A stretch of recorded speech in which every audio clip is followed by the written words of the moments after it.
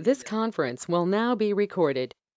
There we go. I call the May 14th, 2021 Pelican Reserve Advisory Committee meeting to order. Roll call, we have with us Ponte, Ben Sikorsky, Joe Schofield, Phil Maisy, and on the phone, John Grega. So we have a quorum. Phil, this is Doug. I'm on the phone too. Oh, Doug, there he is. Okay, Okay, good. for Doug some just reason showed thought you were up. Going to be here. I would entertain a motion to allow Messrs. Grega and Santer to vote. I'll move. I'll second. Moved and seconded. No discussion. All in favor? Aye. Okay, they're all 4 in favor, 4-0. You guys are free to vote. Okay, we'll move right along. Glenn, are you going to give us a financial report, or are we going to go right into the budget? I just want to say, and then I'll defer the budget with Scott and I, but with the Gateway Services statement, our reserves are at 5.5 million. So we're still in good shape there. And now that we're moving forward to the next fiscal year, Scott and I met, but I have a very good assistant because he does most of the work.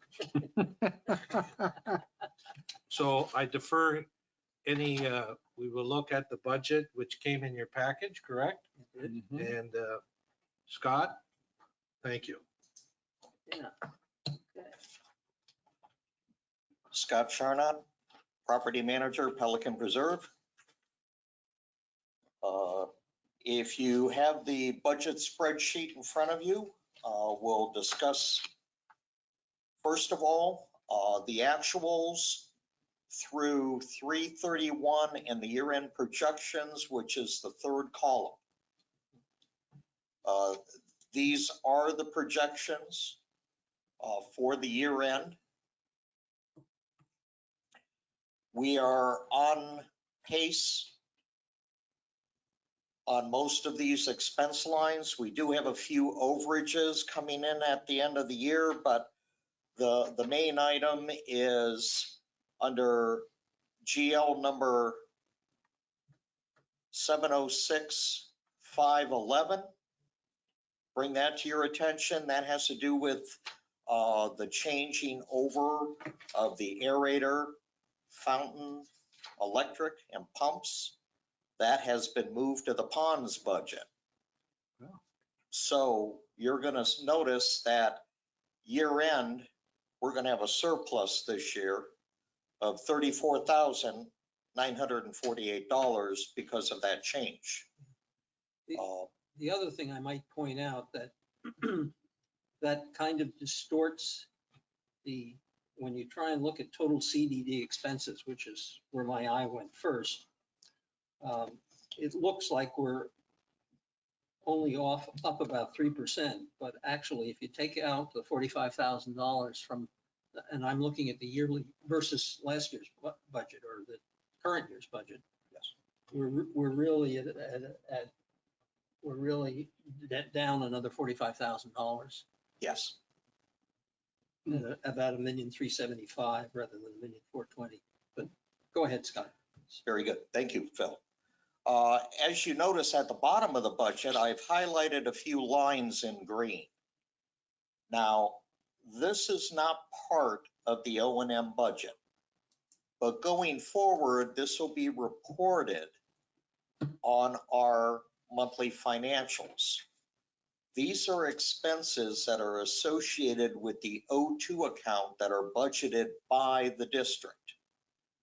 So our O&M budget is given to the CDD, and they add it to their overhead budget for the O2 account, and that creates the tax bill to our residents, the combined budgets. So to help us understand going forward what the actual expenses are for the entire budget, including the O2 account, we're going to report that on our monthly financial report. But for budgeting purposes, the column and the lines are not going to be added. because that's not what the O&M agreement covers. And sorry, but I discussed with Scott that, notice he put some figures there. Right. In dark, so we had an idea what those costs were, but we didn't want to include them under the 2022 line of yearly budget. And do we know, those are the costs that are going to be budgeted for 2022? Yes, Do we know what those numbers were for the 2021 budget? I do not have that in front of me, That's something I'd like. but I something- can send that to you. Yeah, Yes. something I'd like to see. Yes. okay. Yeah. I can send that to you. That's in the CDD financials. So just to clarify what we just said, these 4 line items are things we don't normally budget for historically, Correct. but the CDD did. Right. Yes. Okay, so in the future, are we now budgeting for that in the No. future? No. So the CD, how do they determine what goes in these lines? A lot of it, I'm not sure. It's based on their contractual agreement. And if they have any projections for those expenses, like the attorney fees and the engineering, I don't believe they really had any funding in the budget for that. But now we're going to ask them to put that in the budget. Well, there is a line in the overhead portion of the budget. Yeah. There are lines that's for legal expenses, and there are also lines for engineering. Is that part of the percentage It's for part the of the overall district? Right, that's Right. part of that 14%. 14%, our 14%. But, right. but that doesn't include the expenses for Pelican, if we have an engineering. Correct. And I think it was 2 years ago, we added a line item for engineering because they started doing some projects over there that typically looked at exceeding that amount of that administrative overhead. So this is not the administrative overhead. This is our 14% of the total. Correct, should be. Yeah, I can double check with Laura, but This is in addition to that 14%. This is in addition to In the. addition to. Correct. Okay. Yes. Correct. Okay. These are numbers that we're going to need to provide to Chris and Laura so they build the budget going forward, because now we have more projects that are going to be affected through this budgeting process and through expense reporting going into 2022. I guess I'm still just a little confused. Okay. Okay. I'll just go through this. I see this thing, Prado Drive Landscape Project, $150,000. Is that, who came up with who came up with the project and who came up with the $150,000 for that project? The committee talked about this at the last meeting, Oh, okay. and Joe Schofield came up with the report and the funding amount, but how that is going to be funded out of the O2 budget, because of the amount of funding required for that most likely will be coming out of capital, but that's for this committee to discuss going forward today. It's item 5 on the agenda. Oh, Yeah. okay. Very cool. Very cool. Joe is going to lead us through the discussion. Okay. And the other 3 items is, I guess, the same question. You know, I see street sweeping. I can see where that could be part of an overhead kind of a thing, like they just spread it across all of the communities in Gateway, because they just do it. Yes, and it's part of I the understand that. Gateway financials. Right, and I can understand the legal thing too, I guess. That appears on the Gateway financials. Year to Okay, date how- so far, we have $8,200. Okay, so, and then engineering is done the same way? It's a percentage No, of the total, no, we do get a percentage of that overhead, as Phil mentioned, right? but this is on and above the percentage. Okay, so then who came up with the $30,000 figure then for that? The engineering, Yeah. it was because we spent 27,000 so far Oh, this year. so I did, you did. I mean, did. You know, Yeah. based on Yes. what we spent this year. correct. This year. Yeah, right. Well, okay, that's key. I just, all right, Yeah. that's fine. So every time we call Tony up or send him an email and ask him a question, it comes out of this $12,000. Yes, it's not part of the percentage that we pay. No, It's billed right to Pelican Preserve O2 account. right. Yeah. The percentage, the legal and the percentage is the legal of the total CDD. Yes, Yeah, that total administrative budget for the Right, CDD, CDD, which is- including this building, Right. part of the building. It's what we get the 14%. yes. Okay, so every time I send Tony an email, which I unfortunately have sent him many. Yes, in the exactly. last month. I'm surprised, I'm Yeah, surprised, I'm surprised we're only up to $8,200. Well, okay, so you need to make sure that we all collectively understand that. Yeah, Yes. And that traffic, if you will, I'm not sure who that, maybe it's you, Glenn. If I send an email to Tony and we have this dialogue back and forth, which Yes. we just did, you should be made aware of that, I suspect. I guess. I mean, because how do you keep Actually, track of the $12,000? And correct me if expenditure? I'm wrong, Chris, but actually that's tracked through billing through Laura and the CDD. So, it but shows- Tony has to send them the bill. Correct. Does. Yeah, Correct. and that's what I'm saying. Yes. So that we don't get, you don't get blindsided. Say, how come the bill was $8,000 this month? Well, You know, I mean, it shows, You it'll should show know, up, during the process, you should be aware of that. well, except it'll show up in the financial statement. that's right. Yes. I have to have some confidence that it'll be what he's agreed upon to charge us. Yeah, and maybe that's a number we should know. It's, Does he charges $400 an hour no, or? actually, Tony's rate for the CDD is far below his market rate. He's at $150 an hour. Jesus. An hour? And- Wow, that's And cheap. compared to Yeah, Danny that's not Nelson cheap. at That's- $242 an hour. There you Yeah, go. well, yeah, So- no, yes. Yeah. That's cheap. But, oh yeah, he gives the CDD as a rate. and, Okay. Okay. Can I ask too, when did we establish that 14%? We didn't We establish it when they went through this reassessment, this process Oh, yeah? of Yeah. doing the new assessments. We were at 10% before that. Yeah, And oh, when they- that's right. And when they went through this process of doing the assessment, that's what was stuck to us, was 14%. Yeah. And it was not irrational. I mean, they had a rationale for yeah. doing it, It the wasn't pulled out amount of the hat. time that was being spent and that kind of thing. So it wasn't completely irrational, but it went from 10 to 14%. And that will stick for a while or? Yeah. One thing they reevaluated, one thing that changed at that time too, they used to charge the enterprise fund 70%.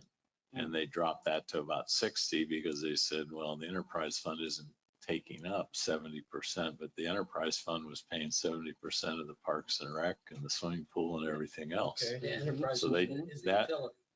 That went down the overall, and that was part of that reason too, because when they went from 70 to 60 from the enterprise fund, Right. that prorated share went up. Our proportion that we got when they dropped the enterprise fund amount, our proportion to the rest of the CDD is the same as it was before. We are 33%, they are 60, we are 1/2 of what they were. Before they were 20, we were 10, now they're 28, we're 14. So it looks like the 1.459, not that we have to, I believe, approve it today, but we're do we all agree that these are going to be pretty solid numbers to Well, I work think, with? let's let Scott walk us through a little bit more. I've got a couple of questions. Yeah, go ahead, About- sure. Sure, stop me as I go. Yeah, keep going. Okay, so we'll start at the first expense line. That's CDD Landscape Maintenance.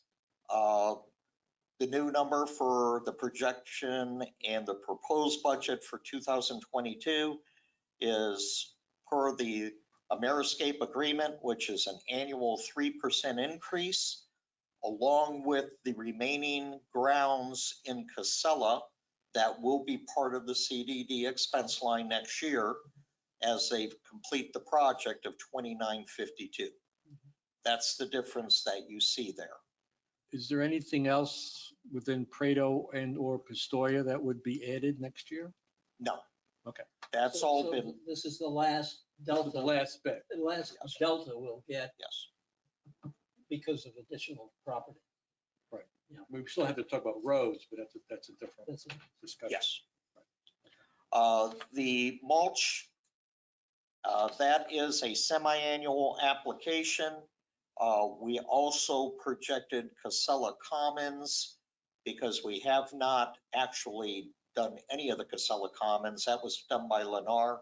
So I had to plug in a number of 6188. It may be less than that. It will not be more than that.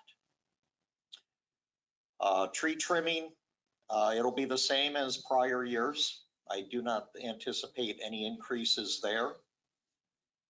Annuals, you'll see a reduction in annuals this year because I closed in some of the larger beds with turf because the plantings of flowers were not thriving in those areas. So we basically closed them in with turf. Did you know I did that? Oh, good, you didn't notice. No, but that's great. That's great. And bringing flowers into discussion, I sent out an email today. We are postponing the planting of annuals into mid-June because of the saline content within our irrigation pond right now. It would kill all our plantings, so I'm going to hold off just in case you get some feedback from your neighbors or other individuals on the board. Aerator fountain repair, this has to do with the front fountains, no changes there.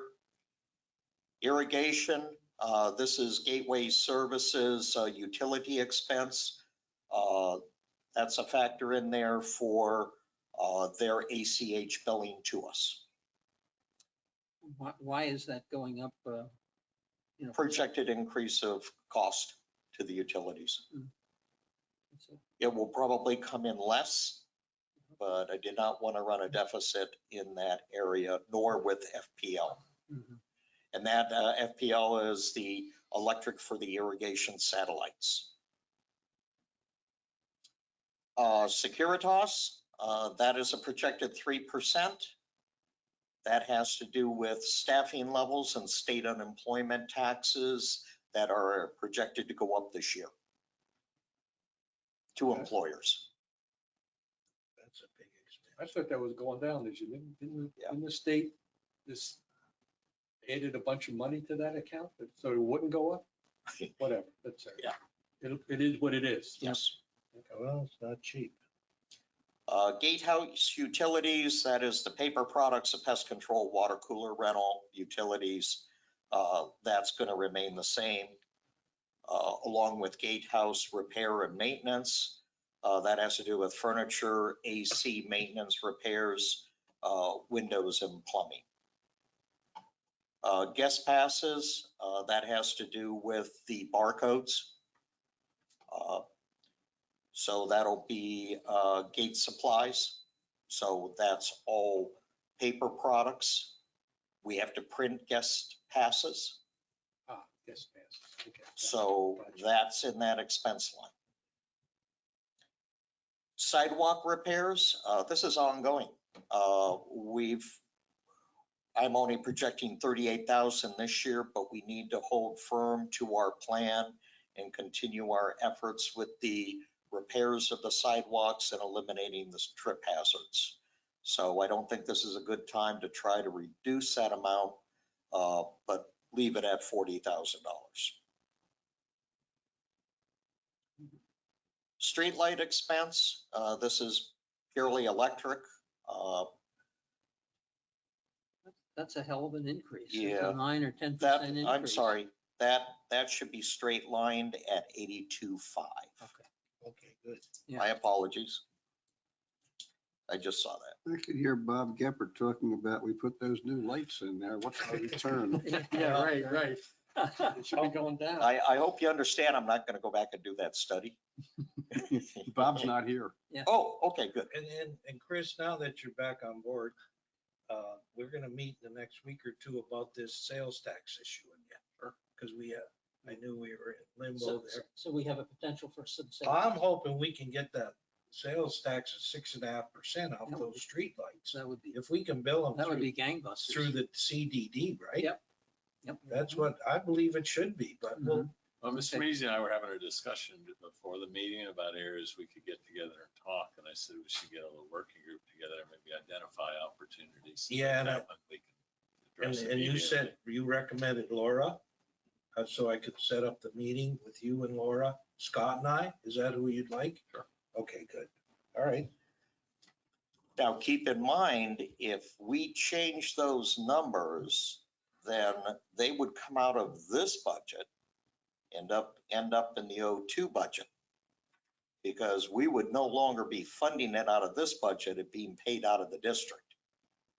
But But still, again, that's Yeah. just, we're flipping numbers, but just so you know, Yeah. there The will have the to be The changes. total number doesn't go up. Total number doesn't go up. In fact, the total number would Will go down. Yeah. Yes. Controlled access systems, this has to do with the support on the dwelling live. Why is that going down like that? That has to do with projection of upgrades. It's not as many upgrades this year. So I anticipated it'd be half of the expenses. Mhm. And talking to Dwelling Live, they don't anticipate any upgrades in the near future. Mhm. So I brought that down to current expenses. Mhm. Monuments and signs, we talk about, that's come up on occasion.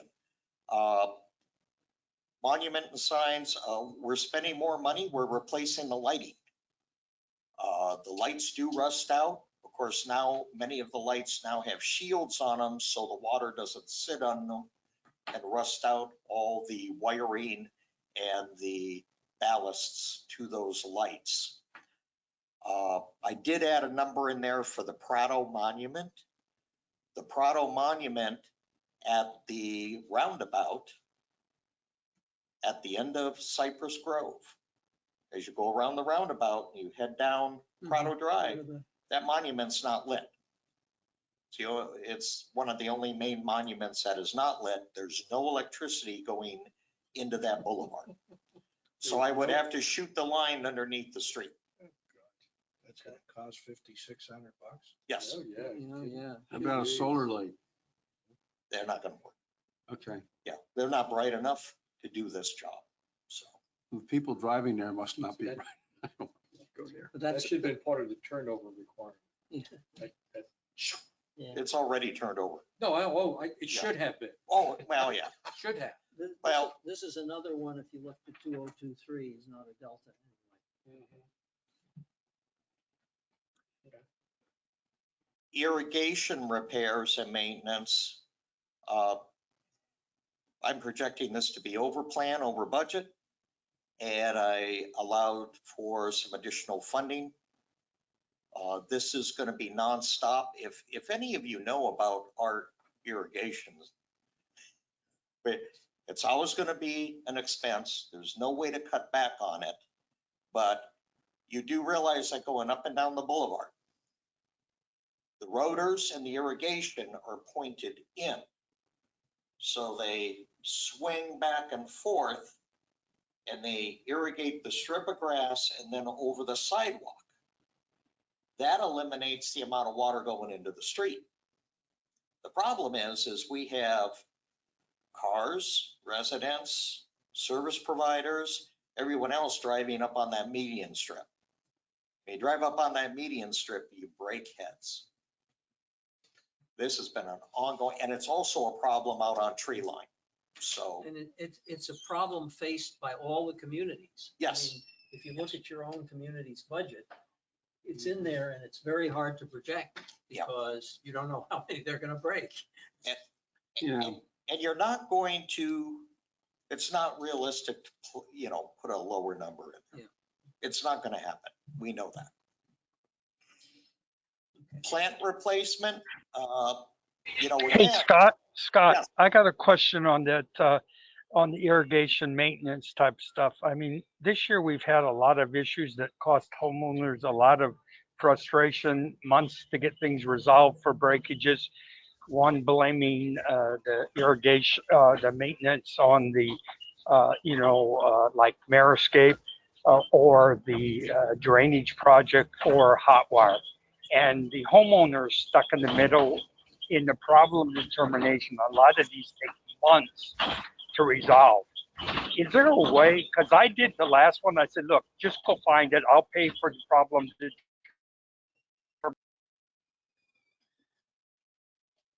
You broke up there towards the end. Doug? John, was that you, John? That was Doug. Who's Or Doug? Who's It was Doug? Doug, I lost you. Okay, what I'm saying, is there a way to put a little money aside for being able to do problem determination and then fund that money back once we know who the problem is with, as opposed to right now, the homeowner just fights these battles for long times. Well, and of course, that can be done as long as we can substantiate who caused the trouble. I know with hot wire, anything that has to do with hot wire, you don't have to wait months. You can get it fixed and then we can back bill hot wire. But I'm telling you that in the problem determination, when they determine whose the problem is, no one will take a shovel and figure out the problem determination until someone funds the problem determination time with Ameriscape or whoever that is. I'm just saying, fund it out of irrigation or fund it at a higher level and then replenish it, because the person whose problem it is will pay for it, but you don't know whose problem it is and it takes months to resolve. I can get multiple situations like that I can show you. Okay, so what you're asking is for us to put additional funds within this budget to address the research of irrigation problems, to cover that expense up front and then back bill the association that is responsible or the vendor. Exactly. Because I did it the last time just because I felt sorry for the homeowner. I just think at a higher level, it's a way to do it. It won't be a lot of money and it gets backfilled by whoever caused the problem. Can you give me a number you want me to plug into the budget for that? The last one was just like $1,500, $2,000 that I did. Okay, well, I got 30 neighborhoods, so I'll have to spread that across the neighborhoods. No, you just do problem determination, and once you find a problem, it funds the money goes back in there. Okay, and that's fine. Do you have a number you want me to plug into the for our budget? I think 2,000. Just 2,000. Okay, I put 10,000 in because thank you.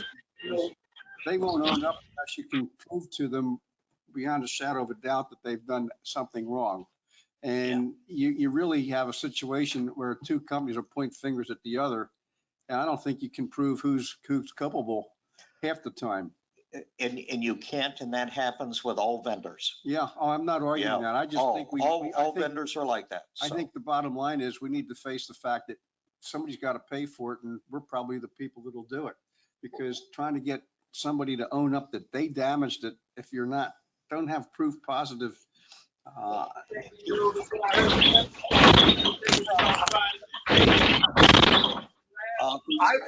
would just say that the ones I see, once you dig the hole and find out where the problem is, it's really easy to be able to determine, the hot wires right next to it. Doug, can you get up your speaker better? Doug, there's a lot of background noise. We can't hear you. If there's something causing noise in your background, could you isolate yourself from it, please? I'm on the first rental box. There's no way to isolate. None of us can hear you, but here's the challenge. Here's the challenge that we all have to be aware of, that if the problem occurs within the neighborhood, the CDD should not be funding repairs to homeowners' property or neighborhood associations' property. I don't think we can do that. I understand what you're saying, but this is going to be a little difficult on our part unless we have a good procedure in place, because The Master Association nor PPAC ever goes on to owner's property to do repairs or maintenance. Once we go there, we're responsible. Scott, we aren't doing repairs and maintenance, we're doing problem determination. And it will be refunded, the money will come from whoever caused the problem. We are not doing repairs or maintenance. I mean, I'm just gonna have to get if I have the okay from PPAC to do that, I mean, I can do it. But we just have to be aware of the problems that may come into play if there's further dispute on it as we go down the road, because I'm gonna have to get the funds back for the CDD. Doug, I'm a little confused. That certainly this would not pertain to every time this happens, just certain situations. Can you give us? Correct. It's just 2 or 3, but in those 2 or 3 situations, it took the homeowners months to be able to try to get the thing resolved. Very frustrating. And I just think there's ways to alleviate this. We aren't talking about a lot of it got resolved quickly. I'm sorry, Doug, could you possibly call back in? We have no way of understanding. There's so much interference noise. Would it be possible for you to call back in? See, I look at it too, if we put in a projected, whatever word, rebate or repayment at the top line, and we put it as a line item as an expenditure, in the end, it nets out. Yeah. So I don't see the point of trying to guess what we might not be able to get back from potential association problems or vendors. I don't think we should even budget. Can I add something here? I had a meeting with Hotwire today, not regarding this, but in my meeting with them, the comment came up. They're done with their installation. And the 2 people that are still working out of the sales office are there just kind of hanging on for another week or 2 before they pick up and go. So the installation, from what I think Brian Adams is his name, he said the installation's done. We're completed. We have nothing more to do. So I don't think this problem is going to pop up that would be related to Hotwire anyhow. So it's only going to be a Merscape or someone irresponsibly riding over one. Well, if I can echo that, because we've been through it and working in Gateway Greens right now and in Stony Brook, and months, even a year later, we find broken sewer laterals that they've drilled through, broken irrigation lines, potable water lines if people are out of town, or after a month or 2, their sewer backs up and you go through and you see the cable right across the top, or it's been nicked. And all of a sudden they start getting backups, where they start getting high water bills, and we'll send them through our meter system, but we find out where they've hit the water lines, and the water lines under driveways that are leaking. Then all of a sudden the driveway's corrupted. So we find these things months after they finish. Yeah, and that could be, go back. They are going. Can you hear me better now? I'm off the bus. Okay. I would agree with what Chris just said. The last one we did, Hotwire was there 2 months before that, but the break was a minor break, a slow leak. It wasn't determined for months later, and no one wanted to pay, and the homeowner was the one that was trying to find, and the grass was dying. I just paid the problem determination. We got the thing resolved, and it didn't cost me anything. I just think we have to find a way to do that for these homeowners. The net cost to us is 0, right? The net cost is 0. You're just running the problem determination and getting paid back. Then we don't need to budget for that. You can spend the money and then put it back in, is what you're saying? Yeah. Okay. We'll just And I can work with Scott on the process. I just want to make it easier from the homeowner standpoint to be able to resolve these issues. That's not a problem. We'll work with the process, Doug. We'll get together on that. Okay. Where were we? Keep Doug, going. was there anything else on that? Keep going. All right. Plant replacement.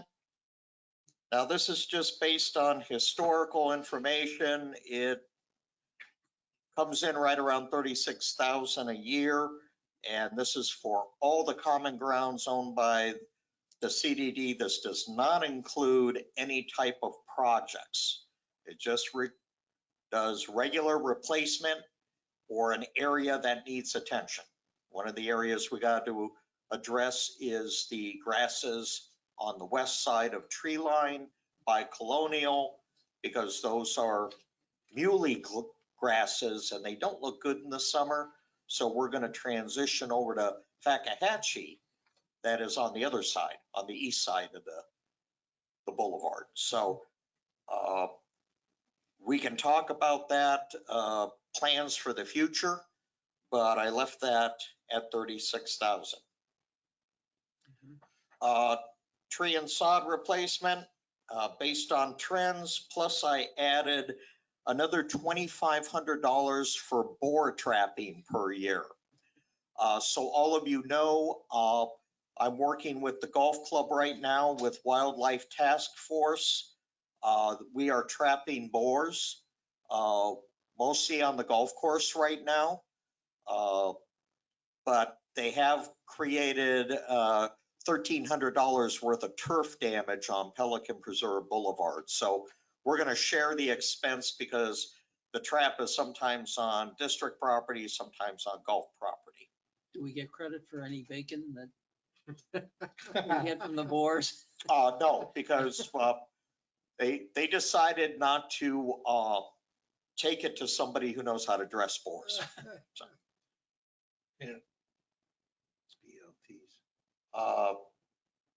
Street light repairs and maintenance. 91 street lights. We're going to attempt to do the painting this year, or in the next fiscal year. We're going to start this year on the street light paintings. The 25-foot poles are $150 a pole. So it's not cheap because you got to bring in a lift. So it says 16,835 for painting, but the expense is only going up $4,000. Correct. Because I had some of that built in for this year, under the 28,000. Okay. Yes. Maintenance cart lease, that's straight line. There's no change there. We're under a lease. Ant control, this is fire ant treatment for Pelican Preserve Boulevard and Cypress Grove. That's done on an annual basis. No change there. Do you do the walkway around the preserve? We do not. Who's responsible for that? If not Fire us? ant control, that's spot treatment. No, I mean, the path that goes around the preserve right now, Yes. that path, Yes. you know, we're paying for the boardwalk to be redone, et cetera, et Yes. cetera. Who does ant control along that road? Is that us? Yes. Because no one's We doing own it it. right now. Yeah. Well, it's not regular serviced. Well, because there was probably 3 or 4 nests that I found just walking around the other day. Let me know. So, I can have those spot treated. okay. That will fit into the 9,800 that I spend annually. Okay. Yeah. I can do that. Go ahead. Keep going. Traffic signage repairs maintenance. This is basically repairing or replacing all the faded signs. This has been an ongoing project. You see how some of them have faded. Well, we order them, we replace them in time based on our budget. Boardwalk repair and maintenance. This includes the bridges. I left $2,000 in there, even though we have a new boardwalk. We will have to do maintenance on the bridges because we are starting to see the screws back out of the bridges, which was to be expected because of the traffic on the bridges. It's not the foot traffic, it is the golf cart traffic, and that was to be expected. Shared entry feature expense. This is for tree line north entrance at Colonial. Those are the main concrete fountain areas. Shared landscape, now remember, shared is with commercial.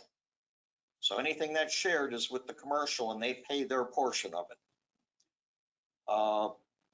That's up 3% based on the contractual agreement.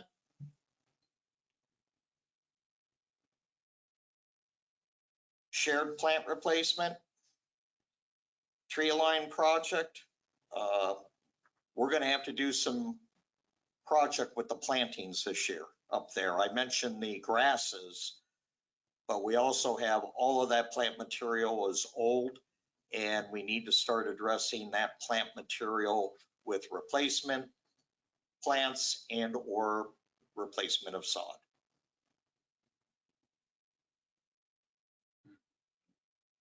Shared tree trimming. We're going to do the hardwoods this year.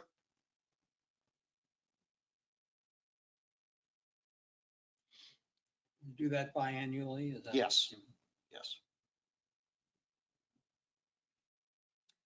The shared pine straw, that's straight. That'll be the same expense. Irrigation repairs and maintenance, that is per contract. They didn't bump us 3 points on that? Yeah, they did. Yes. See, 5,700. Oh, there you go. More than 3. very good. Shared entry feature maintenance, that's tree line north entrance. And then the shared plant, sod tree, and lighting maintenance. All of these have to do with the north side of tree line. Anything south of our main entrance, there is a portion of it that's owned by the district. The remaining areas south of the fire station are owned by PPCA. So that's in their budget. Excuse me. The other half is the shared utility cost for the golf cart maintenance vehicle. It's split between the district and the shared commercial properties. Pressure cleaning, we're under a 2-year agreement, no change in both of those lines. Pressure cleaning and shared pressure cleaning. What's the difference between those two? Pardon me? What's the difference between those two? Shared pressure cleaning has to do with the areas north and the entryway into Pelican Preserve. That's all shared. And everything that's not shared is around the monuments and down Pelican Preserve Boulevard. Okay. Is that sidewalks, Scott? Yes. Okay. And Does nobody, not include the neighborhood. no, And no, no. keep in mind, out on tree line, we don't do the sidewalks. Nobody does. Well, that's because they're owned by the county. Yeah.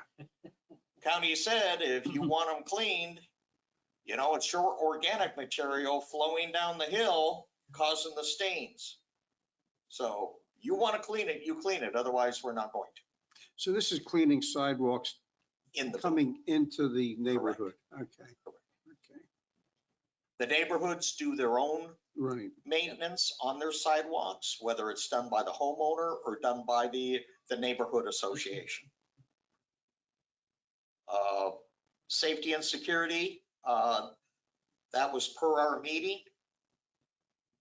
Although we're still discussing the Fort Myers Police Department patrols, whether we're going to continue that or fund the rumble strip project by an additional $10,000, but the $75,000 is put into the budget for this Yeah, year. that's a good number. Okay. It's a good number. Yeah. O&M agreement, that's by contract.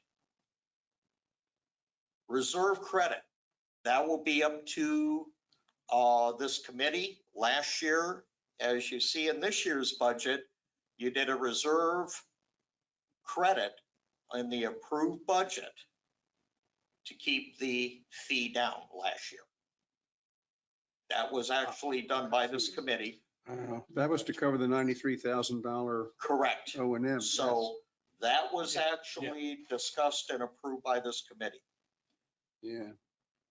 If you're going to leave that in there, I plugged it in there because that could be straight line because the O&M fee is also straight line. So if you look at the bottom line with the correction of $7,000, you're at $1,452,432.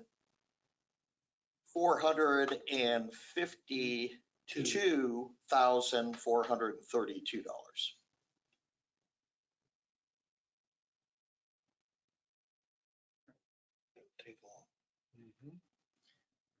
Which, as I tried to point out earlier, if you adjust for the $45,000 that's being transferred,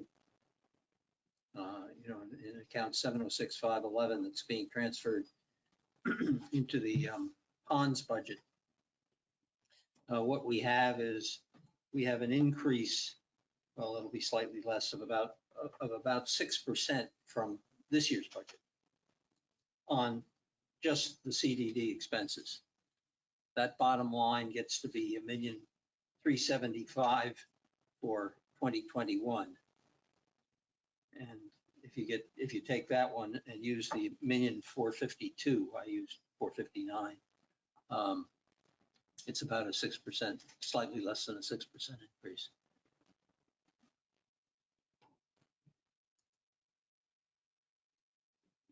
One of the things I think we would have to say about this, and it happened this last year as well, we need to be able to see the whole picture as to how much we will be increasing people's ad valorem taxes.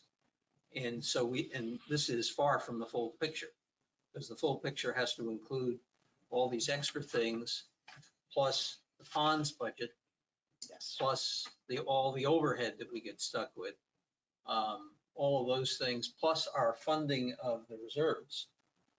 So all of those things have to come into play so we can see, where we are in total.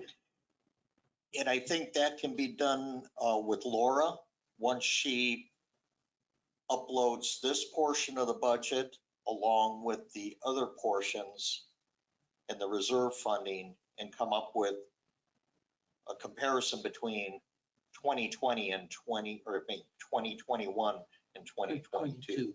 Yep. But that would have to be done through Laura and Infomark. Mm-hmm. Yep. Because if I look at this number here, they put 2.59 million. Yes, right. The number is a much bigger number. Oh, of course. Oh, So, yes. Yes. This is just about half of it. yeah. Yeah. And then the big one there is the assessments where they tax us for these services. So it's probably going to be in that 2.7. Oh, yes. So it'll still be in that 2.8 million. range. Oh, yeah. No Yes. question about that. I agree. Yep. Okay. I was wondering too, with that new development across the street, are they going to share those monument expenses eventually at Tree Line and Colony? They already do. They do? Yes. I can always send you the spreadsheet. All of the commercial properties already fund into the shared expense through taxes and through quarterly assessments with the master, because commercial properties are based on acreage. So it's either the landowner or the end user paying the fees associated with owning that property. So we won't see any change to our responsibility for those No. costs. No. And there won't, and their costs are based on a percentage. So you're not going to see an increase of revenue. If you do, it would be an increase equal to the expenses. Okay. Are there any other questions on the budget at this point? we obviously, we need more, we're gonna need more information. Scott, just give us an idea, or Chris or Scott, what the schedule is as to what we have to have done when. I can turn my adjustment around and send it out to the committee Yeah. next week, Right. but everything else, I'll let Chris update us. And I can pull up a schedule for you for, but it's basically going through September, final budget adoption in August. And then there's the last round of cuts. And then at the end of the month, it goes to the property appraiser. Mhm. This, and then the first number we come up with, as I recall, is a not to exceed. In other words, it's a number that we can't adjust Upward. You can bring it You down. can bring it down, but you it back can't up. bring it back up. And if my memory serves me correctly, last year we used the bottom line number here not to exceed this amount. And then we made adjustments backwards. So I think once I send this out to the committee, you just need to take another hard look at it, realizing that if we set that number with this bottom line number, that any special projects or anything else, we won't be able to add. So this is really not many frills here. No, this is what we call an operating budget. Yes. That's it. That's it. And that's for us to do anything on top. Well, Chris, if you would send us that schedule. Hold on, I'll go get one right now. Okay, because last year we ended up having a budget workshop, as you recall, in order to really To finalize this thing. Yes. Calm it down, and we may need to do that. Okay. Okay. I just don't want to, You need to go back to the reserve number. I think you said it was 5 million. I think. I mean, that has different categories. Right there. Yeah, that's got different categories, so that, needs to be looked at. Yeah. I guess Phil will get $1 million this out of next that? week, Okay, and it's that going for the way Boardwalk. we have a number to Yeah. work with, yeah, So and needs to we be can factored adjust it into accordingly. the final. Yep. But yes, we need to get that workshop together and Chris will tell us when the drop date is, Yeah, so yeah. we can back into that workshop. all right, any other further questions of Scott on this? If not, we'll move along, we got a lot of things to cover. Yes. Very good. Thank you, Scott. If you do have questions, you think about anything afterwards, just shoot me an email. Yep. I'll get back to you. Okay, thank you. Next thing is member resignation, and I'd like to start that off by thanking Ron DePonte for his, how many years, Ron, have you been on? It's been a little over 8 now. A little over 8 years on the PPAC. We greatly appreciate all the time that you put in. We hope we could reserve the opportunity to consult with you because Well, sure. there are things. I charge a very nominal fee for that, so it's all right. I think, but we really greatly appreciated all the efforts you put in over the years. Well, it's been a pleasure participating with this group. There's been a lot of changes since I've been on here, a lot of personnel changes. There's only a couple of people now that are here longer than I've been here. Yeah, right. Yeah. But the people who have replaced those folks have been great. And I feel very confident that you guys will continue doing a really great job for the community. I know the SSWG, which I started way back in the beginning, and I got hooked into that by Phil. Oh, by the way, you're new here. You don't have anything else to do. Take care of this. But that's come a long way. We've made some real progress, I think. More to be done, obviously. I feel very confident with the people who are on the SSWG now that they're going to continue doing a great job and serving the community. I don't know if you want to talk about. Yeah, I want to talk about the SSWG.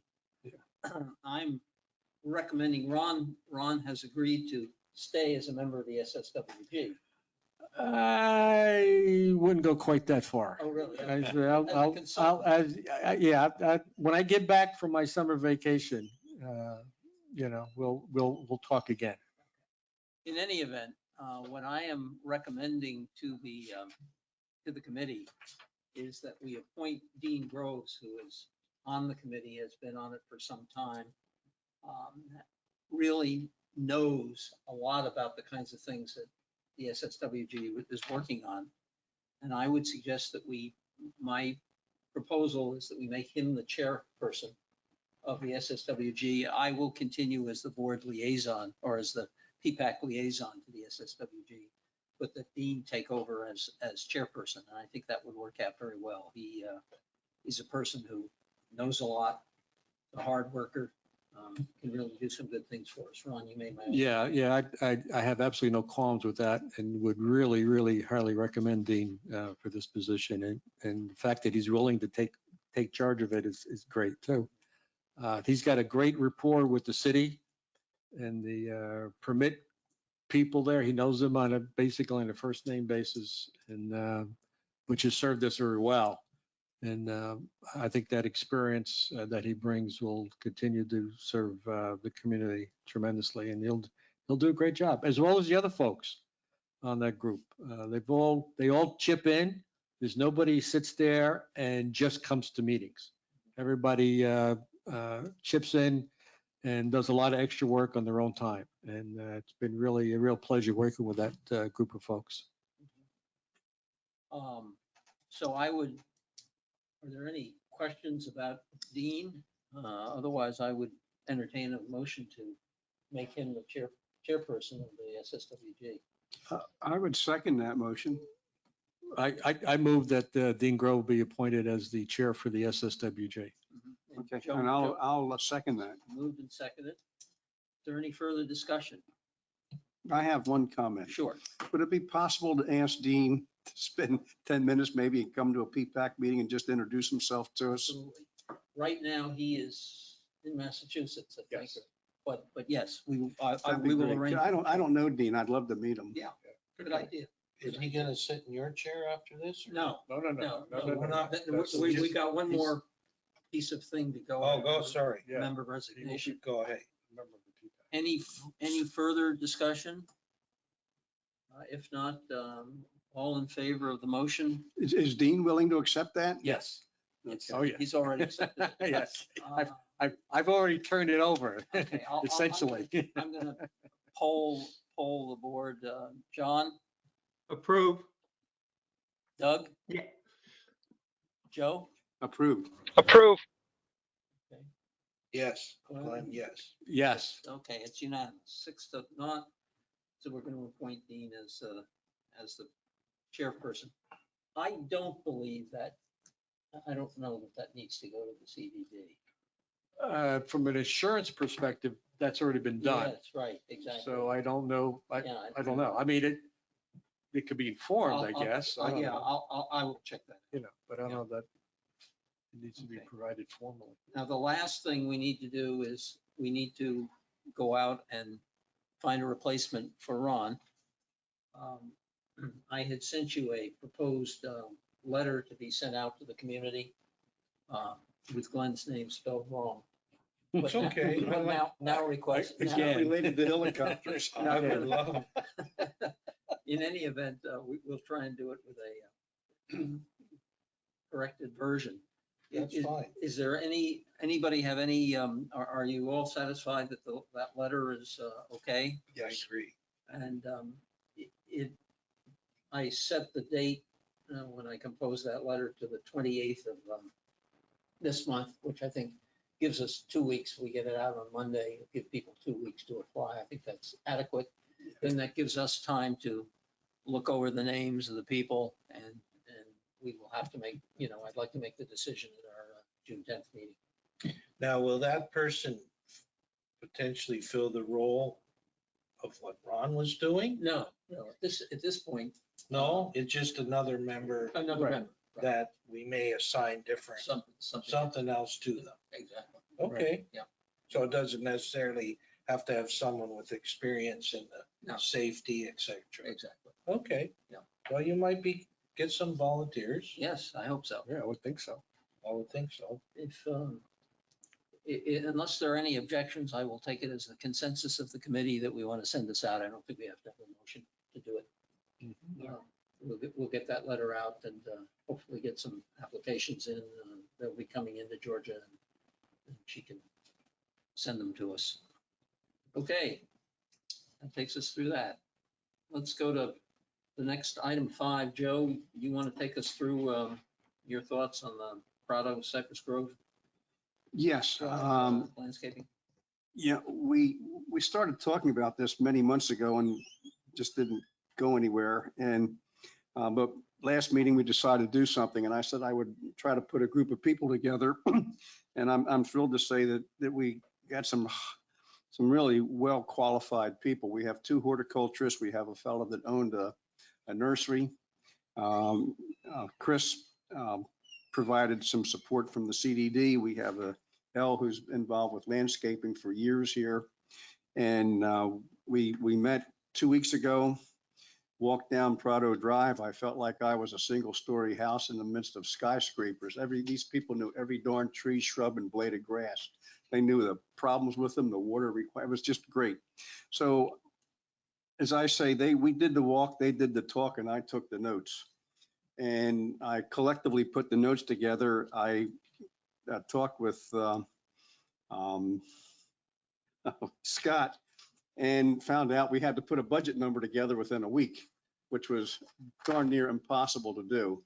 So I took a look at some quotes we had from doing the Cypress Grove Drive, and the recent quote we got from Ameriscape just to put 2 trees in. And I came up with a very, very rough budget of $150,000. My initial thought was we had money in this year's budget. I'm not sure why I had that impression, but I thought we did, but we don't. So my original goal was to put this into a 2-year package. We still can do that. And after looking at the budget proposals, I think we really should do that. So it's a movable target at this point, and I have to get more details, but we have a great group of people. We have a plan somewhat put together, and we will be getting together again and meeting and fine tuning what we've roughly put together. So I'm very confident we're going to be able to propose a good number and some new plannings. These people certainly had strong opinions of certain types of shrubs we wanted to avoid. Our goal is to get a Florida-friendly landscape that requires little maintenance and move forward with that. So when I was looking at the maintenance number for our plannings we hope that this will maybe an inspiration to a lot of people to consider alternatives to what they plant in the future. So I think that's where I stand at this point. So we have a lot of work to do. And Scott, I'm going to have to get with you because I have to find out how to get good pricing put together. So that takes care of that, unless anyone has questions. I have a couple questions. Number one, Sure. You mentioned Cypress Grove. So this is the same, this is on Cypress Grove, that I guess was done when it was turned over to us. No, Cypress Grove was hurricane damage that we did. And we had a Ameriscape that did that, and they gave us a quote, and we went back and got the fellow who runs the University of Florida Extension office in Fort Myers, and we begged him, and he finally capitulated, came out and walked with us twice and redirected Ameriscape's whole quoting process. So we eliminated a lot, we changed things, and we reduced that budget by about, I'm thinking $15,000 to $20,000. And that's why I was so interested in getting people that understand horticulture and plantings rather than us just doing it. I told people I'm dangerous. I know a little bit about it, but I certainly couldn't do what these people did. I'm trying to picture, where would you put this? Yeah. It's only the islands from circle to circle. That's it. Circle to circle. Yeah, from the Prado Pistoia circle down to the Cypress Grove, Carina, Casilla circle. And Casella. Yeah. In front of Casella. up to the next In circle. the mediums there and everything? Just in the mediums, yeah. And we have a horrible problem. The ground there is landfill. It's not really good ground for planting. Our goal is just to pick sections and fix those sections, not the whole strip. 'Cause Yeah, it's with right. A lot Um, of sod. Well, we're going to be putting sod in. We're going to keep some, our plan is to keep a lot of sod, keep some of the plants that are there, remove some. We want to remove all the live oak trees. These people just, I love trees like that, but I don't think they belong there. These people were a heck of a lot more adamant than I was about them. So you can imagine their Where would the viewpoint. oak trees be along there though? They're in the island, and half of them have died already because the ground is so poor. So, I think what I'd like to do is meet and put a proposal together to get started. We do have some money in this year's budget, and perhaps in talking with Scott, we could do that one section that where we got a quote from Ameriscape to put you wanted to put 2 royal palms in. We voted that down. I'd like to get these fellas, there's other palm trees they're recommending to put there. And I'll get those names, and if I have your permission, I'll just ask Scott to go back and renew that quote from Ameriscape. And maybe we could do that this year, and then we can do the balance of that in next year's budget. The question, another question I have in my mind, is this something that we could use reserves for? I have to say, I was looking at what the fire credits were. We're not going to be using a lot of that now for this emergency road, but it is money that we have to be used for capital expenditures is what I'm gathering. We got 3.225 in there. And that a capital fund.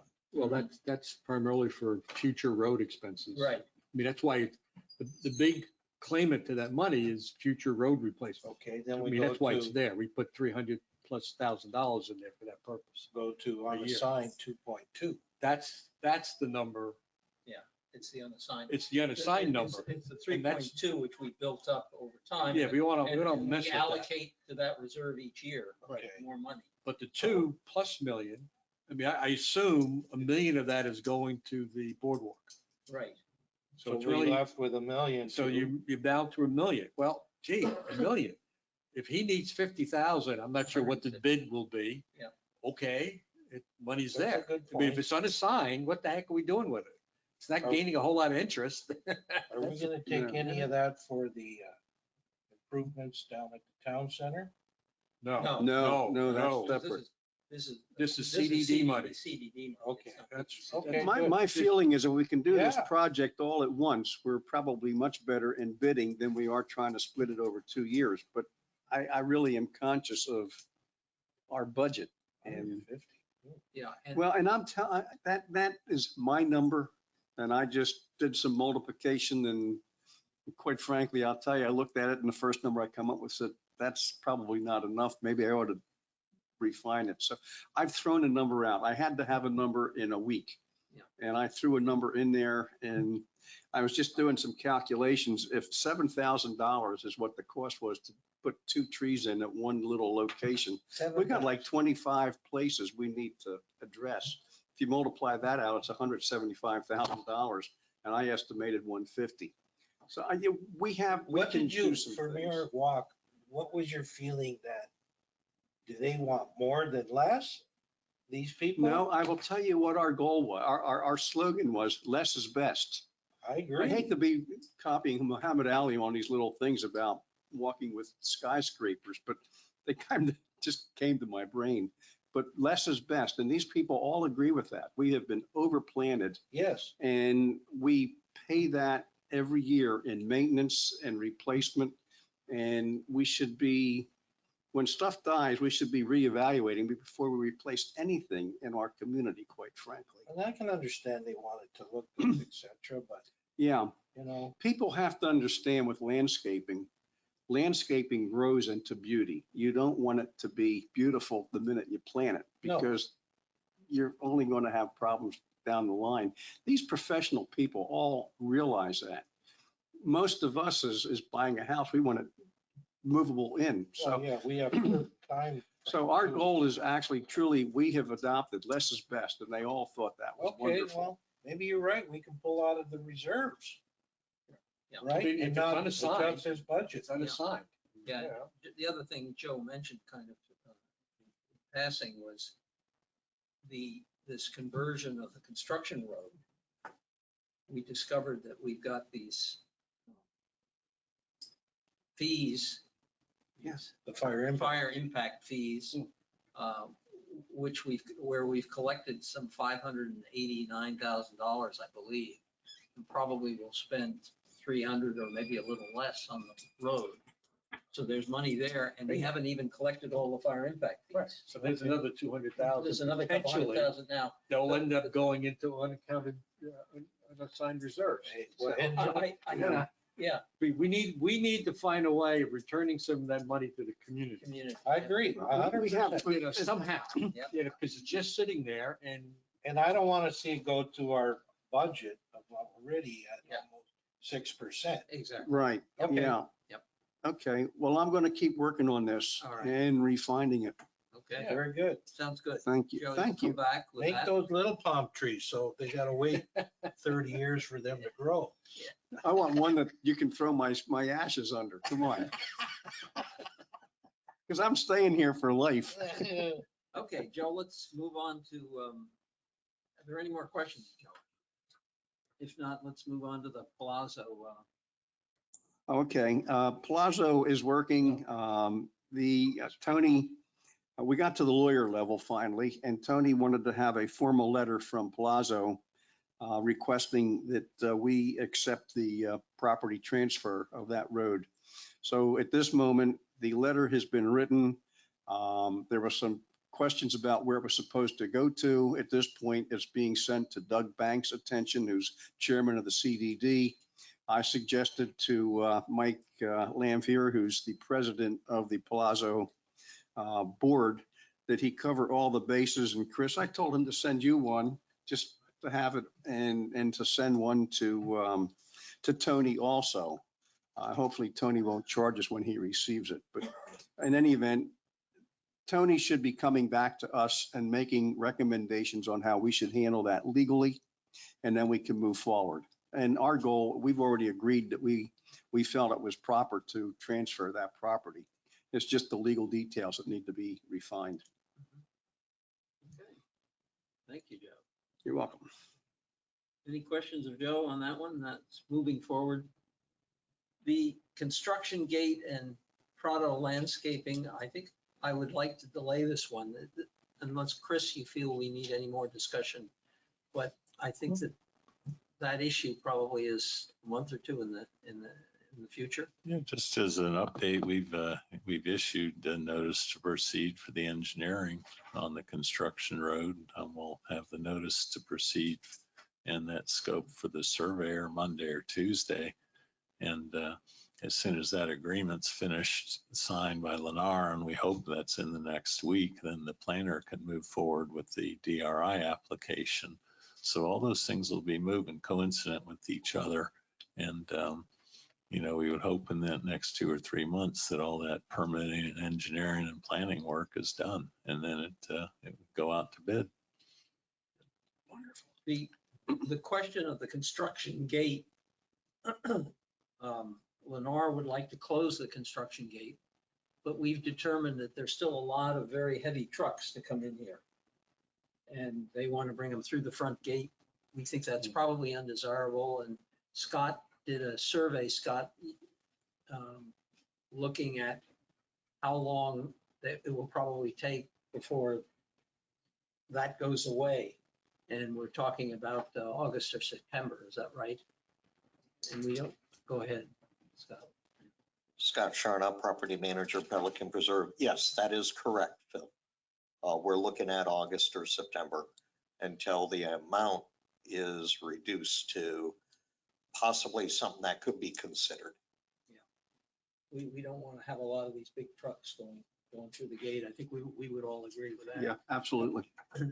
there's no rush on our part. No, exactly. It's not like they've been so wonderful And- to us either. No, and as a matter of fact, part of the deal here is the reason I put that / landscaping is that they owe some landscaping work to Prado. And we want to be sure that that landscaping work is done. And so we can use the closing of the construction date as to kind of pull their feet to the fire for that. So I'd like to move forward with that. Any other questions on that? No. The next one, I'm beginning to think maybe, I don't know whether it should be on here. I think you saw the little write-up I sent you. Somebody had suggested that we put up 2 of these directional signs at the corner of Cypress Grove and Pelican Preserve Boulevard to show people Where the community. where the various communities are. I opened the floor. This was just a suggestion that came in. I'd be interested in people's comments on that, whether they feel something like that is worthwhile or necessary. Should we be going out and getting a quote as to how much that would cost us to do that? I have some comments on that. I think it would be good to have the signs pointing people in the right direction. But I also think we have another issue there, and that's lighting at that intersection. And I would think the signs would need to be lighted for people to see them when they come in the evenings. But we don't have a street light at that. I believe we should have a street light at that island there. And we had an incident recently with a golf cart going down the wrong side of that road. And if there had been better lighting, maybe that would have been missed. And I don't want to get into that Yeah, unless you do. I think there's a little alcohol involved with that. Well, that was the inclination. But we had talked about putting a light there quite a while ago. Oh, yeah, we've been over that. And a couple I of had, times. and we have 2 lights that are about 30 feet apart at that circle at Cypress Grove and Casilla and Carina. If I don't know who owns those lights, if one of those light poles could be moved, then all it would be putting up electricity. But if we put signs there, we should have electricity shining on them. With not electricity shining, that'd be sparks, but have lights shining on those signs or have them lit. Scott, you have a comment? Anything's possible. We just need funding. There's no electric at that location, so we would again have to shoot electric under the road. Not a problem, can be done. I wouldn't recommend moving one of the 25-foot light poles. I mean, I think we should go to a double light as we have at the 4 corners. It would fall in line with our current aesthetics of our road designs. But those are $18,000 a light post. None of these things are inexpensive, nor are the monuments. So the problem with the monument is for it to be visible when you come up to that corner of Pelican Preserve Boulevard and Cypress Grove, you're going to block the view of those individuals turning right off of Cypress Grove. You're going to block their view. Mm-hmm. If you move it out far enough for it to serve any purpose whatsoever. Because it has to be at the bullnose, as the other signs are. But just a thought. Mr. Chairman, Yeah. when you get back in the new section, as I call it, Yeah. there's some great signs back There are. Secondly, this is your 2021 GPS. I don't know why we need to have a sign at that corner saying Prado, Carina, whatever is Pistoria. I don't understand the point of that. Okay. I really don't, because, you know, you can take your iPhone and we're well laid out in Google Maps for where our neighborhoods are. Mhm. I don't know who's looking to improve that, or, because signs to me are ugly in today's communities. And we've got great monuments to show our neighborhoods. And once you get into that area, it's one left. I don't know if you've ever been in Heron's Glen. That is a maze in there up on 41 North. Mhm. And they don't have signs saying, oh, go here, go there. And also, hey, if you want, develop a map at the gatehouse, and the guy says, I need a map, here you go. but to put a sign there, I don't see the use. I wouldn't mind a sign, but I totally agree with you. And I think Scott's got a major issue, and I'd be much more concerned about the safety issue. That's a serious issue there. But and you're there's right. stop I signs use there. my phone to get around the community when I want to find where somebody lives. Yeah, So you're right. I think your argument on the aesthetics is also valid. Yeah. That, you know, we don't want to put in any more signs than we have to have. I agree. Okay, You I wouldn't- agree also. We do not need a lot of signs. okay. Doug, where do you come out? Oop, guess we lost it. In any event, I think we get the idea that the committee is, the consensus is, we don't need those. We don't need the No. signs. I'd still like to see a light there, though. And that's my point. I mean, this keeps coming full circle with the light. We do have money in the budget to do that. I would just not do as many painting this year. Do money for putting a light in there? Yes. And where would you put the light again? Right at the bullnose, right at the intersection, right where Cypress Grove dead ends into Pelican Preserve Boulevard. Okay, Like they are when you leave Veneto, going to the Four Corner Stop area. You have 4 on each bullnose, the double lights. Take a look at it. I will. And we can talk about it at next meeting, but in the meantime, I can go get a proposal. Yeah. But take a look at it, but I think we should transition what we have at that intersection down to Pelican Preserve Boulevard and Cypress Grove. If we get much higher than that as far as the light, it's going to affect the people Yeah, on the corner there. And Fairly that's the other nice. concern I have with height of lighting. You're right, Scott. We may have to shield the one side anyway, but if we shield it, it's not a big deal. It'll there's still Lanai's, look right. there's Lanai's right there. Yes. Okay, well, Okay. I would request is everybody, if you get a chance, get over there, take a look at it, see what you think, see what's needed. Joe, I think you already decided you think, but the rest of us Yeah. want to take a look and we'll bring that up at the, Yeah. Let me know. okay. All right. We're on to golf carts. Whoa. I've ordered a new one. Good. I hope it's in the right manufacturer and the right color. What color? Red Mustang with an electric motor.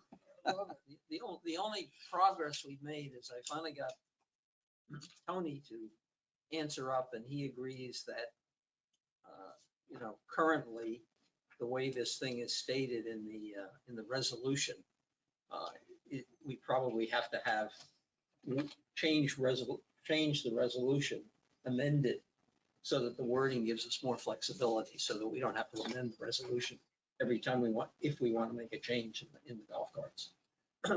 So what would have to change? Well, Because of the way it's written now, I mean, does it have to do with the color? the color and also the configuration. You know, it says, There's a little bit of a conflict.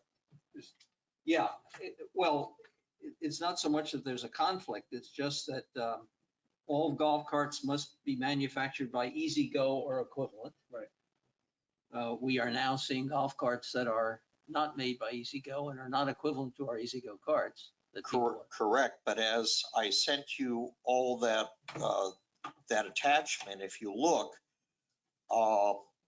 Club Car is now changing the front end of their cart for the new model year. Yeah. And it is just one step below the other cart that I included in the package to you, which is called Tomberlin, and which is this cart. And it has more of a grill as a center. And it just is a different appearance. And of course, they have a solid windshield. It is not a two-piece windshield, but now all the manufacturers are offering that. So Aren't you Again, concerned with, sorry, Scott, Go with ahead. color maintenance? Oh, yes, well, let me, let Yeah, me go ahead. continue Yes. reading. I'm quoting from Resolution 2018-04. Hold your resolution. Yes. All golf carts must be manufactured by Easy Go or equivalent. The body color of all carts must be white, beige, or equivalent. All canopy tops must be beige or equivalent. Permanent seat covers must be beige or equivalent, but temporary seat covers are permissible. And then it goes on to talk about the equipment on the carts, which and if I may, this is the problem that we're experiencing. So we have the standard. And we and we register the carts with the standard. The problem is our owners have done a little spin on us. Like that never happens. But what they do, and even the golf cart manufacturers will tell you, the bench seats, the traditional standard bench seat is normally a dark beige, a white, a cream color. Most golf carts now come with bucket seats. Two-tone, inlay, colors. The problem is some of our owners will cover it with a beige cart cover seat cover. So when they come and register it, it has a seat cover, it's beige, you're good to go. Okay? They leave, they take the cover off, and you have owners saying, well, look at, how did you register that cart, Scott? Or they can go and change the seats at any time between registration periods. So again, we have this problem that is here. yeah, and by the way, and I think in some selected cases, people are not registering their carts because they don't fit the requirement. And Teresa made the comment that she went and took pictures of a whole bunch of them. They wouldn't register her cart because of colors in the seats. Right. So she took a bunch of pictures, took it back, and Chris registered it then. So he registered it with with different colored seats. So we have, Well, and I don't fault Chris. It's Yeah. better to get it registered, I think, Yeah. than to draw the line in the sand and tell these people they can't, because a lot of people that aren't bothering to get carts registered. why Why are the seats a problem? I mean, let the seats be what they are. I don't think we should be that restrictive. That's, I think, John, that's the direction we're moving in. Yes, Well, then let's just do it. Let's not just discuss it. Let's just do it. Except that, John, do we want to just let them do anything? On the seats, why not? On the seats, okay, yeah, all right. Yeah, I but mean, why not? So is the group saying to me that equivalent means whatever? Okay, you get two things. You get seat colors and cart colors. And Tops canopy colors? And canopy. And now you colors. have changing designs that Right. don't conform to what we had. Yeah. So, I don't know. It seems to me that in terms of style, any golf cart that meets the Florida state definition of golf cart is fine. That takes care of all of the style problems. It all goes away. Okay, because it Golf cart, says, because the state says here's what a Yeah. golf cart is. it says equivalent, so Okay, and if, it's equivalent. Okay, Okay. fine. The bottom line here is, do we care about colors of golf carts, canopies, and seats? Do we care? And if we do care, what do we want to tell them? Exactly, Okay, that's the problem. not pink? Yeah, I mean, yeah, where do you draw the line? Once you get past beige or equivalent or white, where do you draw the line? What's? and an the acceptable color? manufacturers are It's not- changing their shades of beige. Yeah, well, beige is beige, whatever. The they're more gonna- restrictive, And there's several of them. the more restrictive we get, the less people are going to register. Yeah, well, that's true. So that's the question. Do you want to eliminate all those requirements? Well, the issue is, John, is I think it's not quite that simple, because we could end up with looking like the villages. That's what I was. And I'm not sure we want to be there. Maybe we do. My wife would love to have racing stripes down the side of Well, our golf cart. I don't you want know- to be there, but I don't think we have much choice. I think, as Teresa was saying, there's a freedom of expression. I don't know what her legal thing was that she wrote, but It's hard You to know, draw a line. it's awful A hard to clear draw a line. line. Oh, it is, And, it is. It's and very then, hard. and then make it legal. I think, I don't want to see the villages. I don't like necessarily seeing a golf cart look like a John Deere tractor or Exactly. whatever. Or a somebody's- Mercedes But you Benz. know what? It doesn't hurt me if it's like that. It doesn't change. A few people in our community are going to be doing We that. got lots of cars in our community that look different from each other. And nobody's complaining about the well, colors of the cars. well, we have two issues here that we're going to have to address. The first one is should we have flexibility at this point in time with the seats, realizing that the other requirements and guidelines are going to have to be changed in the resolution? Because I just can't open it up against the resolution. Now, if we're saying the seats have changed and, we're going to allow seats with inserts with different colors, I need to know that. And I need to communicate that. But anything else, I think we're going to have to put in writing and let Tony put together a new resolution. Is there a way to maybe make a comment that it can be a stock catalog style? That might, Oh, style, Prevent- I don't think that's the issue. The real issue is color. well, if we accept that it can be whatever color is a standard color that's offered by the manufacturer. You We gotta can be get a- careful with that. You get reds, greens, blues, yellows. I Yeah. mean, But if we it's can the whole put, rainbow is well, available in their catalogs. that's true, and maybe we have to accept that that's something we'll have to live with.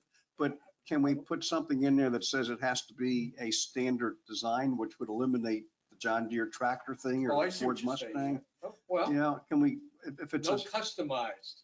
I don't know if that's the right word though. no, that would probably not be good because you can customize it with seats and different Yeah, things. But yeah. if there's a You could stock like frame, You know what you're gonna have to do, and I apologize even suggesting this, you're gonna have to establish a little subcommittee to look at this, maybe even do a little survey and come up with some standard language. Yeah.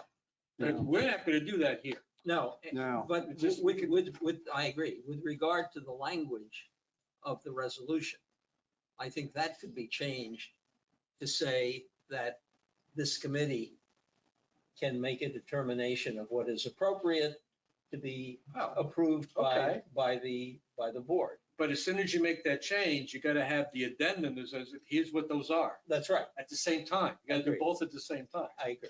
I agree. That's fine, You know, because then you what can we- change that What we at our don't, level. what we don't want to do Take is, feedback level. is have to amend this resolution. back at the every- every- CDD, every- yes. Every time, Yes. every time we Yeah, change something. okay. Just so you know, No, go ahead. the average golf cart manufacturer now has 12 different body colors. Normally, there's 3 different canopy colors. Cumberland, the cart that we're saying is okay, he's going to meet all the color guidelines. It's just a little different style. But just so you know, they have 28 different colors. Yeah. I mean, And that's. and that's open the it up. standard. And you know, I really don't have an issue with colors that Me either, much. me either. I just want a pretty standard design for the community. I'd like their And then- stock design. Yeah, and I went into Gator Golf and got my second cart. That first one, Fred stopped me after so many years. He said, "You using it on the golf cars?" Yes, this is what is required. Yeah, that's a And whole it's- nother issue. The That's one- a whole That's other, right. That's a whole nother the issue. golf course, Yeah, They They only want the old accept certain- rules. Yeah, period. yeah. so I complied with that requirement because I want to use my car. Yeah. Now, if I had a little more room for choosing a color or something outside the golf cart, I probably would have maybe looked at that. Sure. And just use the golf Well, cart, their carts. Yes. I'm going to suggest, since Teresa is not here to defend herself. Yeah. I'll second that. Sorry, that- Teresa. That we ask Teresa to pick this thing up again. Yes. and Yes. And come Yeah, back to us with a recommendation. I would agree. I would agree. In the meantime, what do you want? I'd accept seats of any colors. Yeah. I Me just too. would not worry about that. The seats don't bother me. Okay, I'm gonna need a motion and a, I'll make a motion that we accept golf carts with any colored seat. Can we do that? Given I'll the- second that. Yeah, I don't think we have, I think we're willing to do it, but We're can we willing to do do it it, based but on, whether can we do it? can we do it Yeah, based on what you just read? That's the question. I'll rescind my motion and just say, do it. Well, Scott, what I will do is part of Teresa's remand here will be to work with Tony to get a flexible definition. so that we can I'm good with that. I just have people that have carts that are gonna get them painted and redone, and they wanted some guidance on the, I on think the that's a lot of seats. money. I don't The think they should guidance be made is, to do that. read the resolution. yes. That's At the this guidance. point, and we are trying to get it changed. Yeah. and Very that good. will- I will it'll let be that months owner know before it that, gets and, changed. and we're good with the Cumberland, right? Yeah, oh, yeah, as long as it's a standard manufacturer. It's a standard accepted manufacturer. Yep. That's the equivalent. They gonna spray paint them with cans or something? No, it's gonna be the right color. Oh, It's just a solid windshield and a different grill. Do we care? Yeah, we don't care about things. Let's talk about. I have a neighbor who moved here and they were furious. They had bought a golf cart and had to renege on the deal. And it cost them money to cancel the contract because they bought one and then found out it didn't meet the Well, they specs. should that- have got the well, rules. I don't disagree with that. I'm That's just their saying they were problem, very not upset ours. about it. We don't need to be making people Okay. upset today. We will Okay. move on this.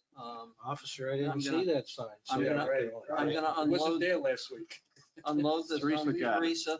There And you go. perhaps, well, yeah, we can only really. have When one will person. Teresa be back so I can start emailing her? Uh, Remember, you're putting me up to this. Okay. CDD report. We just walked Oh, I away. just walked away. Yep. Budget process. Oh, yeah. Yep. Okay, we're gonna move on. CDD report. Chris walked out, so we'll skip over that one. Scott, further report on association and, Association, I've gone through most of the items with my budget report. All of you have received a copy of the traffic report, access to the main gate, and as you see, the traffic has gone up 100% over last year in the month of April. Surprise, surprise.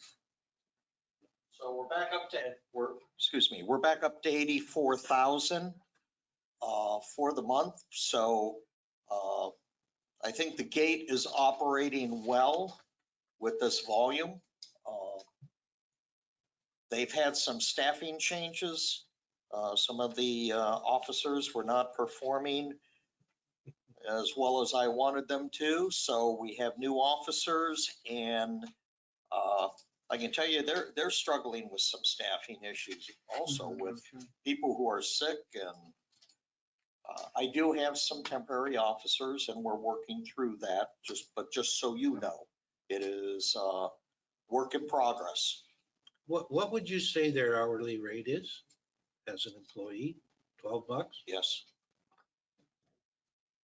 And I'm, you know, and again, that's all tied to that budget number. I agree, but And you know, as we go forward, you know, we're going to have to decide on that number because we're going to be paying for that if we decide to say, okay, our standard needs to be at this wage because we know we're going to get a better quality I individual. agree. But right now, the labor force is just terrible. No, minimum wage is going up the end of this Yeah. year and then every year thereafter. Yes. And then keep in mind They'll that have you to have, adjust. you know, you have payroll burden that's charged to us. So what they get paid and what we pay for their hourly rate is Oh, yeah, 30% difference. exactly. Yes. Scott, But do you have any other questions on the community? I think we've covered everything did we else. cover, I can't remember whether it was our pre-meeting discussion. Do you want to give us 2 minutes on the, where we stand on the boardwalk? Boardwalk construction is on schedule. We did have a meeting this past week to review some design concerns that we uncovered once we started the demolition. We're going to have to make some changes in the design of the octagon platform back in the preserve area. So there's going to be a change order coming through. What we do know now is the cost is going to be marginal, but we're going to have to be utilizing material from other areas of the boardwalk project while we wait for additional pilings, which are the piers, and some of the lumber that we're going to need to complete the project. Right now, if all of you are not aware, building supplies, in some cases, especially marine grade lumber, is 6 months out.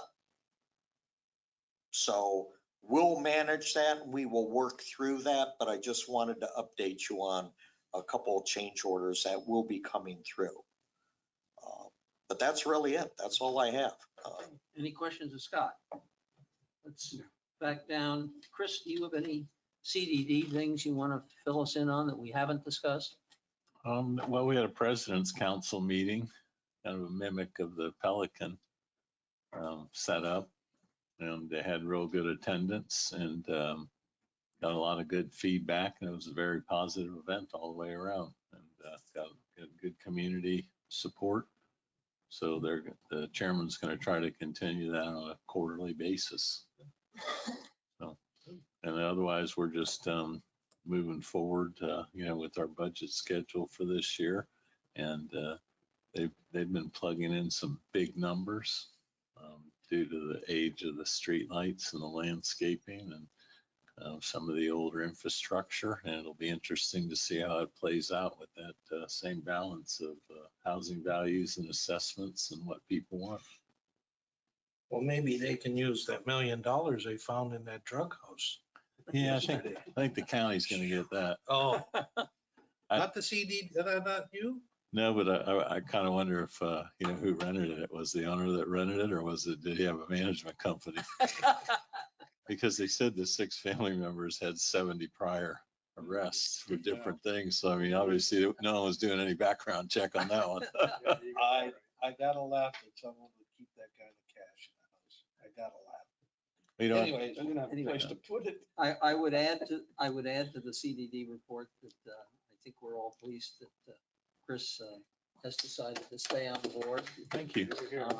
Our working relationship with Chris has been very good. I think Scott's has been good, and we're really clicking with the CDD and what we're doing with them, and it's really working well. So again, Chris, Thanks to both of you. pleased to have you on board. Ponds Work Group. Doug, do you have, you want to give us a short report? Yeah. I will give a short report just for more information. I don't need any thing to be approved. I'm not requesting anything. The aerators with the fire, the contract to fix the circuit breakers on the 40 ponds were been released. We issued you've approved that one of the last meetings, but we are with the construction waiting for the circuit breakers. They're back ordered. Now we expect to have them by the end of May. Another thing, the yellow booms on ponds 26 and 27, which were in there when hot wire ruptured the sewer line there at the front of Sevilla, should be removed in the next 2 weeks.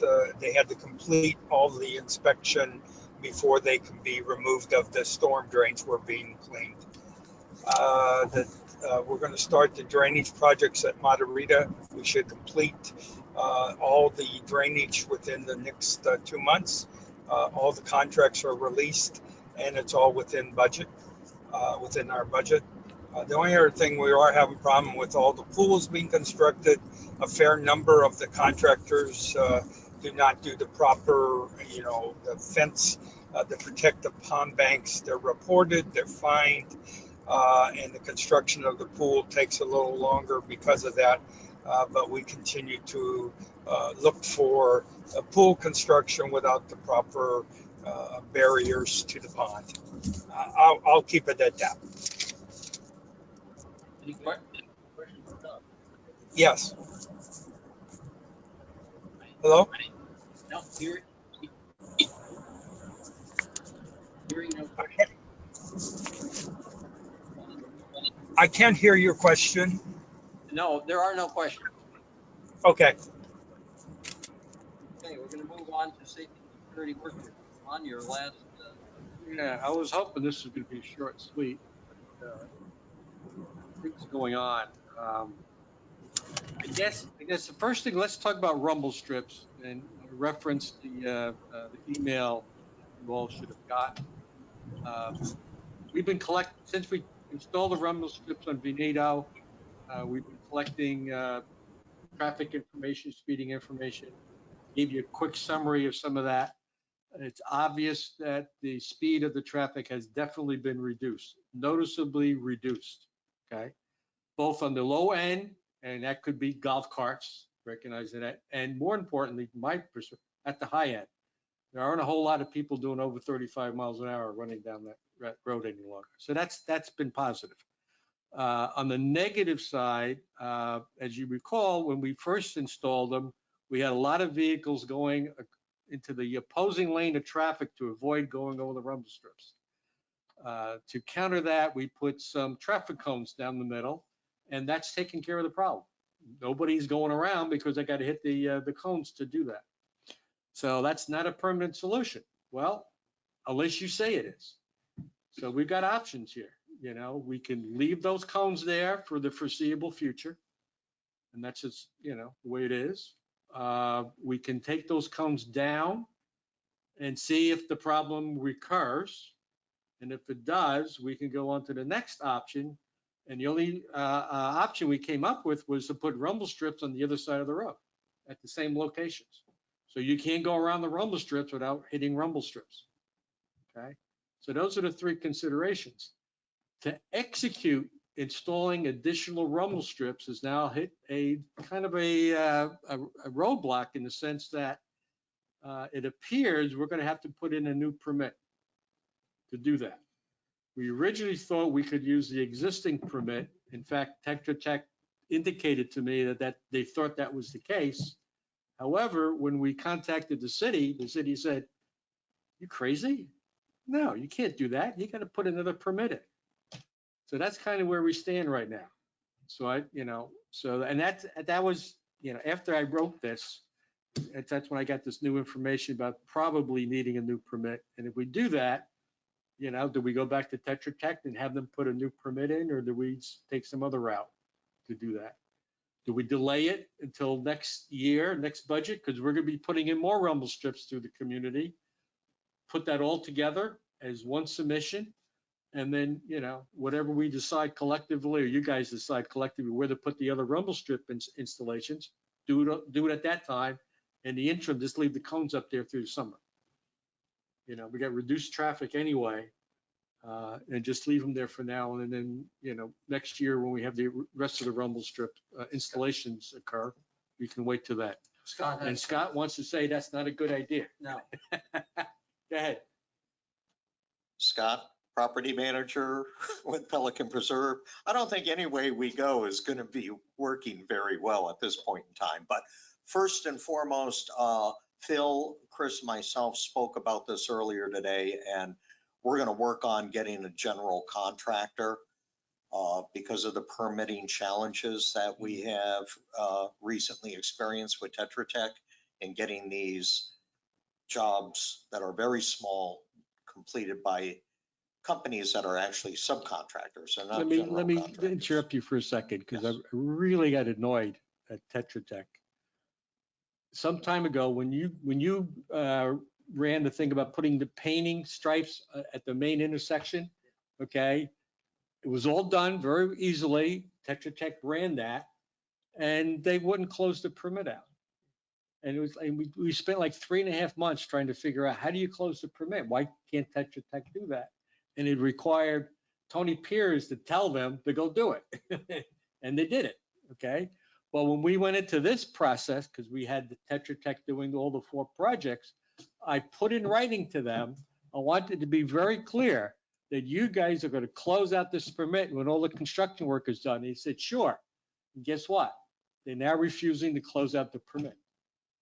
Okay, and that's where that sits. Now that's going to end up being, hopefully Chris can resolve that, or maybe it ends up being Tony. I don't know, but that's like the last 2 days. This has come up. It's going to be Tony again. Okay, yeah, it's silly. It's Doesn't silly. make any sense. There was $2,000 extra. I don't know if that's still there or not in that delivery order, a task order. So it's not a matter of money. They just need to go do it, and they just refuse to do it. So I absolutely endorse going to some other route for all future construction, small construction projects. And that budget number that says engineering was engineering dash general contractor. Okay. So that's the route we're going to have to go going forward. And as Chris informed me today, we'd probably spend a lot less just hiring a general contractor and letting them do the project turnkey. Be done with it. Yep. So. Okay. Got my endorsement. So is there a problem with the cones that are there then? Just that they look a little tacky. It's not a permanent solution. Yeah.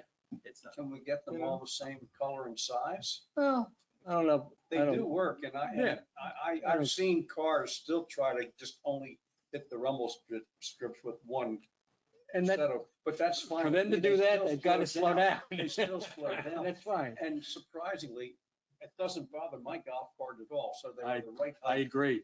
So I agree. I think they're working marvelously. I keep losing cones for whatever reason. But I do find that I'll come there and there'll be 2 cones out on the street because somebody stacked them on top of one another.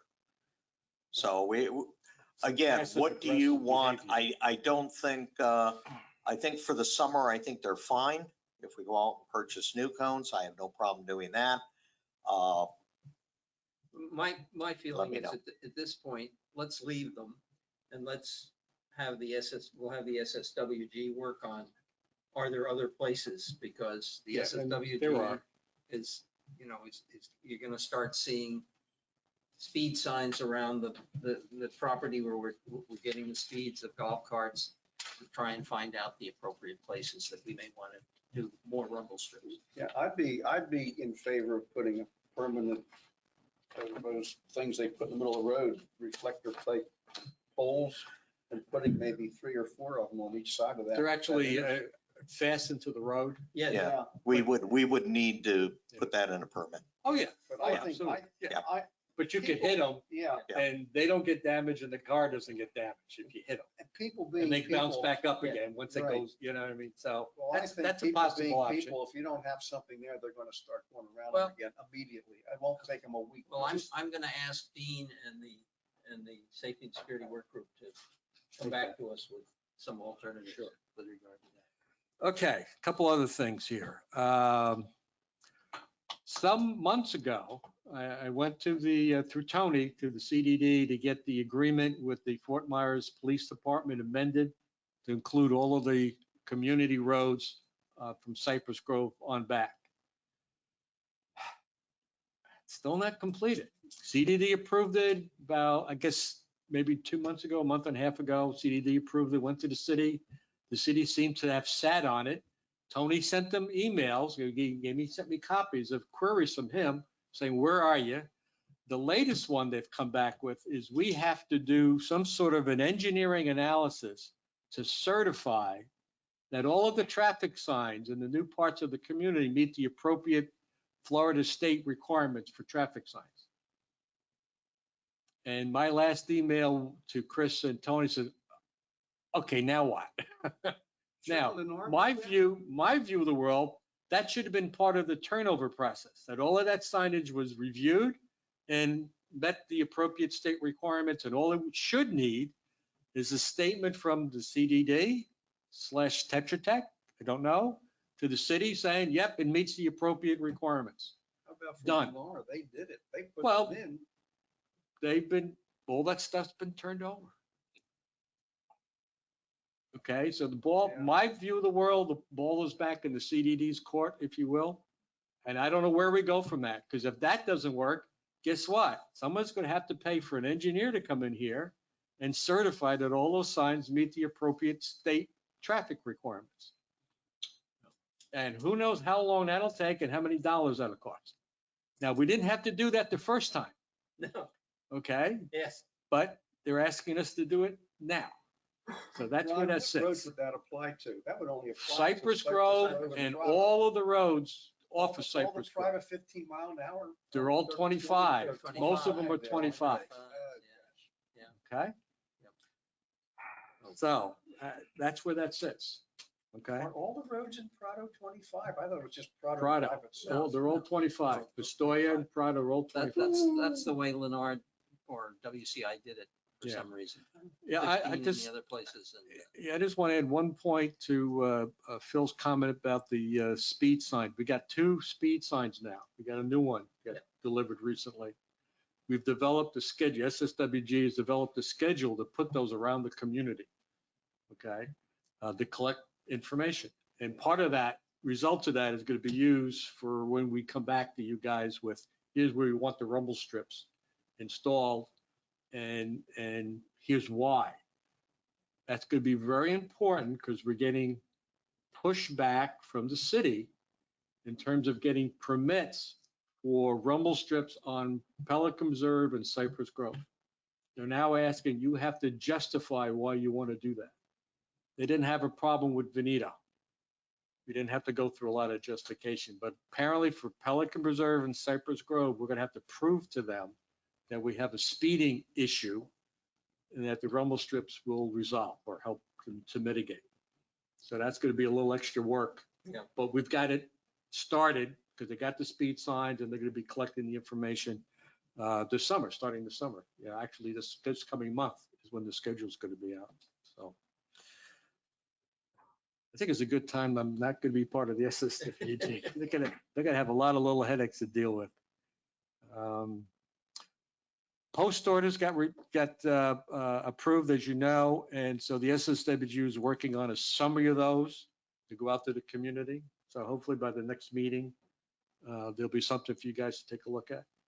All right, so they're working on that. And I think that's all I've got. Okay. Thank you. Any questions of Ron? Ron, good job, and thanks for everything you've done on that committee. Thank you. Yeah, you really Thank you, have. John. Appreciate it. Appreciate it. Made it run well. You guys got to have a lot more. Okay, CDD meeting attendance. I didn't think one or the next, one of the I June. think I'm scheduled for the next one, which is this coming, or next week. I think I am. Well, it's got I don't Phil's have my name phone down at there. home. That so I would be the can't check. that would be the 20th. No, that's me. you. It's me. Oh, it says you. It's me. On the 20th, but I'm looking for the 2 after that, the 2 in June. What would the first one be in June? It would be the 3rd of June, I believe. Is that right? I could do that one. Can you do that? Yeah. Okay. 6/3 is Glenn, and the other one would be the 17th, I believe. I can do that one, Phil. I don't have anything in June. I have a lot of time. Okay. Doug and Glenn and the 2 June meetings. We'll stop it there. And I won't be able to do any in July, I'll tell you that right now. Okay. We'll see. Sometimes I think well, no, they will be meeting. Okay, moving on to committee member requests and audience comments. Any? I have one comment just for the information of the committee. We are having all of the roads in the community looked at in terms of their condition. Whether there is damage that needs to be repaired. And hopefully, I'm hopeful that at our June meeting, we'll have a summary of that. And we can start to think about priorities for starting to repair the roads if repairs are needed or replacements. Now that, I assume that work would be paid for out of reserve. So we can make some decisions about what we want to do. That's, Who's going to do this review? It's Brian Bashir's. Vanessa. Huh? I think Vanessa is going to come over and do it. They're Yeah. going to do a walkthrough and do estimates. Vanessa, did you say? Vanessa, yes. Mhm. Paving. Oh, he works for, That Who? is the company. The company. Vanessa Paving. I'm sorry. I think- This okay. has been farmed out to an Okay. outside company. We'll look at it and see what needs to be done. I also have a question. Yep. Cul-de-sacs and that are owned by the CDD. If, for example, Portofino wants to do some landscaping in the cul-de-sacs for their own benefit. Now, can some of that money be reimbursed by the CDD? I think you will find that the CDD will not reimburse those funds. Right, I recall we had that issue a year or so ago, and we were willing to reimburse what was originally planted, but nothing more. All right, well, so if they're willing to reimburse what was originally planted that got damaged by windstorms, et cetera, if Portofino, for example, goes over that, can they get at least the amount that was originally budgeted? I don't know, Scott's Scott, do you want- Scott's answering something here for us. Going to come up with a comment. Scott Charnock, Property Manager, Pelican Preserve.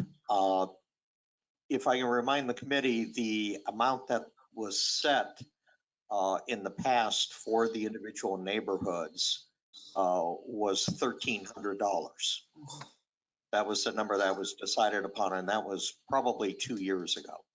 So we'd have to confirm that by pulling up the minutes. But I believe that was the number that was determined that the district would refund the neighborhood. and that was based on damaged. Now, that was foliage? based on redoing the entire island and taking it to another level. They wanted to spend more money on plant material. So they can get reimbursed $1,300 at this time. Well, We need to check that out. We need to check that, and then the committee would have to go back and approve it. So we will have that checked out and we will put that on the agenda for the June 10th meeting. What we did in Verona, Could Scott just send out a memo to that effect? no, have them get a quote from who's gonna do the work, the bid, and then send that to Scott, right, at Castle. And then we'll compare it to what's approved in that set allocated amount, correct? All right, sounds good. Thank you. Mhm. Any other committee member requests or audience comments? I No just really comments from me. want to thank Ron for everything. I know we've said that a few times. but Ron, it's been a pleasure working with you. Send money. Wait a minute, come on. You think you were president or something? He's had poignant questions when necessary and made good statements, and he's been a great addition for the time I've been here. Thank you. Okay. There being no other, the next meeting is on the 10th of June, where it is now 4:04. Motion to adjourn the meeting. I'll make a motion. Do we have a I'll second? second. Second. I accept the unanimous approval to adjourn the meeting, 4:04.